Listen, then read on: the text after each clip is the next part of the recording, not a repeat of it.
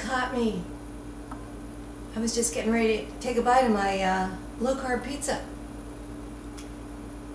I bet you want to learn how to make this. It's really good. You can see I've already eaten maybe half of it.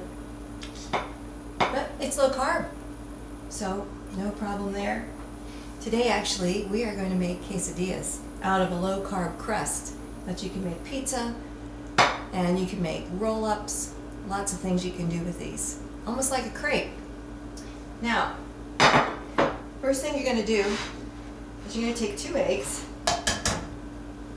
crack them into a bowl. This is so simple and easy. I have my handy garbage bowl here, just like Rachel Ray. Crack these into your bowl. We're going to take 1 tablespoon of cream, half and half.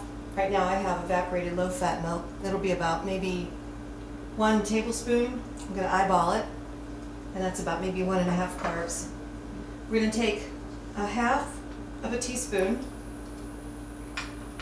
of baking powder. Make sure your baking powder is fresh.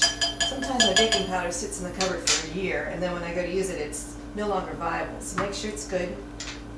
You take 1/2 cup of any kind of grated Parmesan cheese. I happen to like the Reggiano.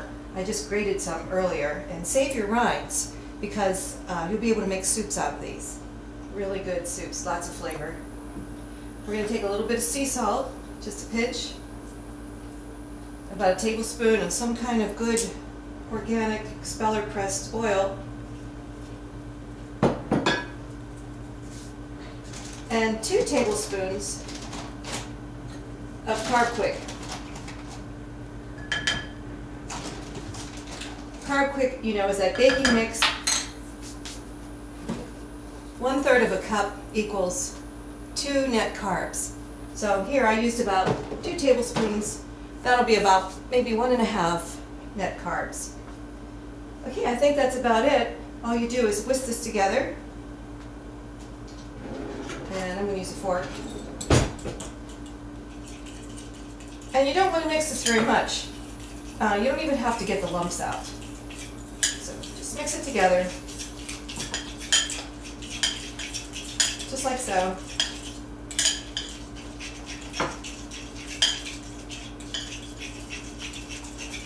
And that makes your dough. Next thing you'll do is you take your pan and you place a little bit of oil in your pan. Take a round pizza pan, about a tablespoon of oil,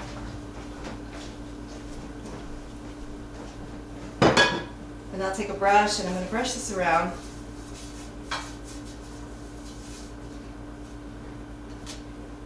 And then you take your mix, or I should say your dough, and you spread that around with your hands. Now it looks like it's not going to come together, but it does. And you don't have to go all the way to the edge, but I always use my hands because I can make it nice and smooth that way, and I can feel like if there's any high or any low spots. And you just kind of bring it around until it makes a circle, and then it'll spread out on its own. It'll actually puff up a little bit because of the baking powder. All right, there you have it. Now, the next thing I'll show you is what I do with that baked crust. And you're going to bake that for about 10 minutes in a convection oven if you have one, 400 degrees. Regular oven probably 400 to 425, maybe 12 minutes to 15 minutes. You have to judge according to your own oven, but that's what mine did. 400 degrees for about 10 minutes, and it made a beautiful crust. And you can see from the pizza that I made earlier, see how pretty that crust is? And it just comes out flat on the sheet. You don't have to turn it or anything. It just comes out just like that. And it's got kind of a crusty edge on it, which is nice. And if you want it to be even crustier, you can actually flip this over on your pan and put it back in the oven and maybe just bake it for a few more minutes. Not too long because these eggs will turn brown on you. But it'll make it a little bit crustier if you like a crusty pizza. And then you just put your sauce and your cheese on or whatever toppings you like.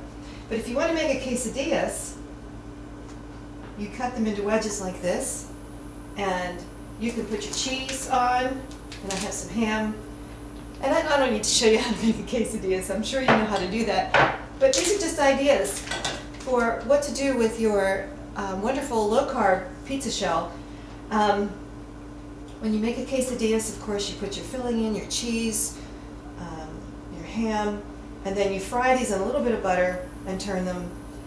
And you know what? These make really nice hors d'oeuvres if you have guests coming over. And you can even cut them in another cut so that they're smaller, and then you put those on an hors d'oeuvre tray and you have a wonderful and beautiful low-carb treat. So try to make these in your home. I think you'll like them.